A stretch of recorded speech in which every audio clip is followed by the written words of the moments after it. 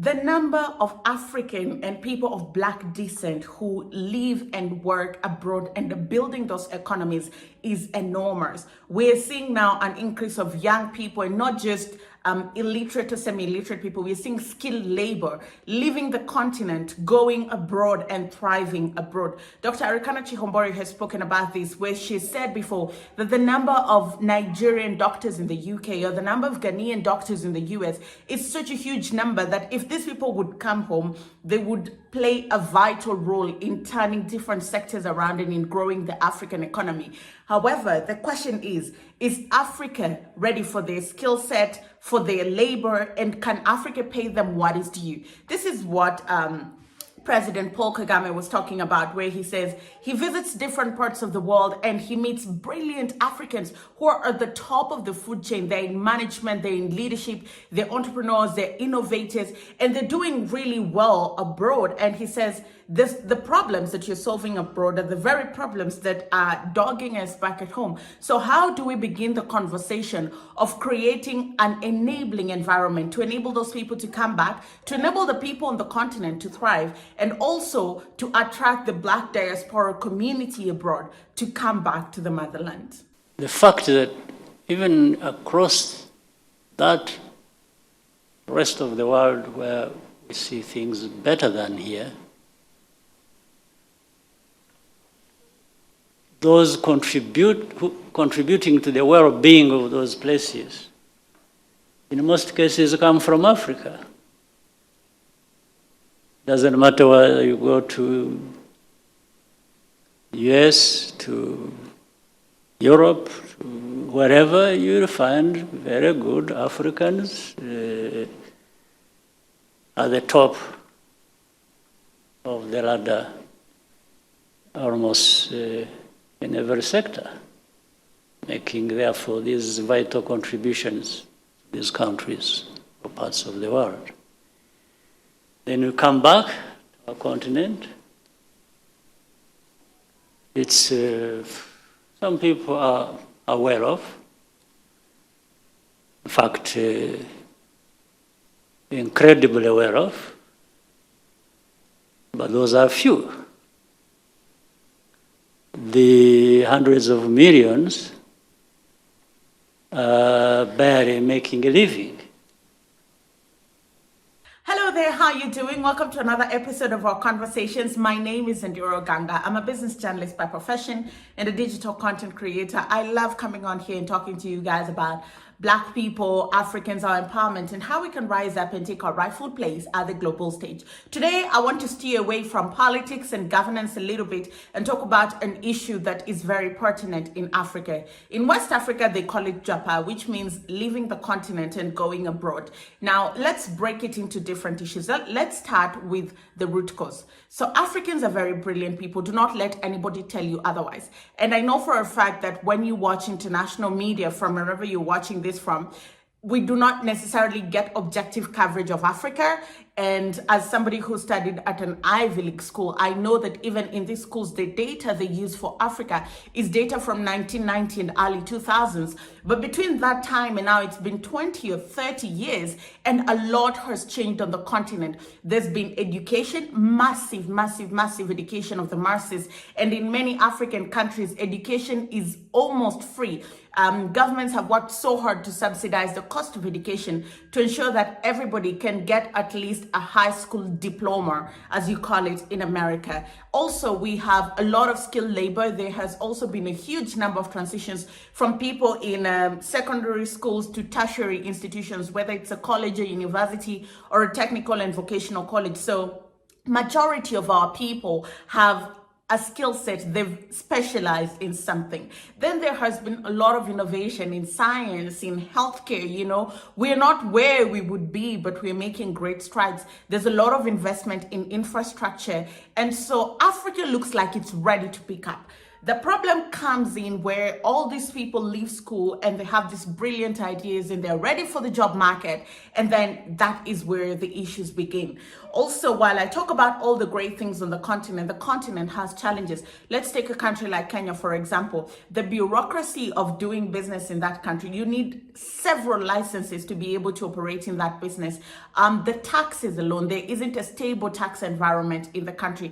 Take a look at a country like Ghana. The currency is volatile, and it's not just Ghana, it's almost all African countries. If you look at South Africa, there is a problem with electricity. And so running a business in Africa takes a lot. And because the private sector is not vibrant on the continent, it means that young people cannot get jobs because either businesses are not in operation or they're not as profitable as they'd like to be, so they cannot expand and absorb more people. This fallacy that governments employ people is just that, a fallacy. Government can only employ 3% of a population, and even then, that's such a huge public wage. So Africa has its own strengths, but it also has its weaknesses.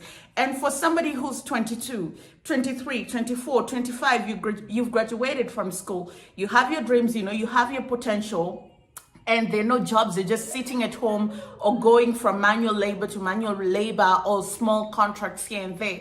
It doesn't work for you. And so when you get an opportunity to leave the country, whether on scholarship, which many young people are now doing, you just apply for a master's degree or you swallow your pride and you go do another degree, then people are taking advantage of that. Others are just leaving on visit visa, and then they're like, when I get there, I'll figure it out. Some are even choosing to go the illegal route, cross the oceans and say, when I get there, if I get there, I'll figure it out. And when they get there, because systems work and it's a merit-based system, and this is not to downplay the challenges that systems abroad have and how they are systematically designed to hold Black people back, but it's far better than at home because you can find something and you can sustain yourself. To me, it restores your dignity, it restores your sense of self, and it allows you to make a decent living from the sweat of your brow.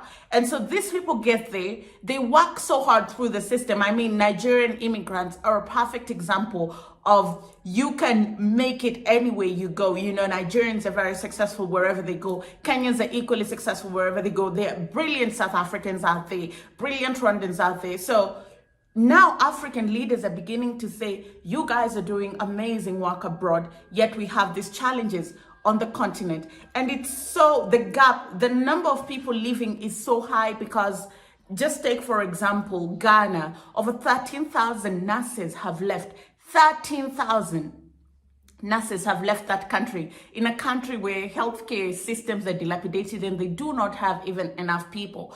But the catch is 68,000 nurses are unemployed. 68,000. So would you rather stay on the African continent and hope to develop the continent while you're at home unemployed, or would you rather take a chance and go somewhere irrespective of all the challenges and be able to make a living for yourself? And so while I resonate with what President Kagame is saying, I think the conversation needs to start with what is wrong with the system and what can we do to rectify the system? How do we create an enabling environment in Africa for businesses to come in, set up, grow, expand, and employ more people? How do we rid ourselves of tribalism, nepotism, and corruption so that we create a merit-based system? If you graduated top of your class, your grades are good, you have great skill set, you should get the job irrespective of whether your uncle works there or not. We should also talk about compensation, because why would I be working in a market where I make $10,000 a year, yet I know for the same skill set and experience, I can make $60,000, $70,000 a year. So we also need to get to a place as a continent where we begin talking about fair remuneration, but one, an enabling business environment, stable tax policy, and a predictable one. So you're not bringing new taxes every day. Infrastructure, water, electricity, roads, just small things like rent. I lived in Ghana for a long time, and I would see people who would come to Ghana because they're trying to come back to the motherland. And even though the government has marketed year of return really well, you get there, then you realize you pay your rent 2 years up front, and rent is charged in dollars And to even get permits and licenses is so hard.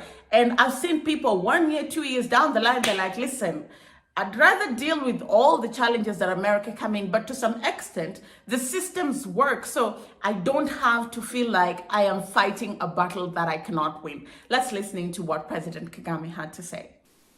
Questions always come up about why are we where we are today? Meaning Rwanda, meaning Nigeria, meaning Africa. And it's not a simple matter,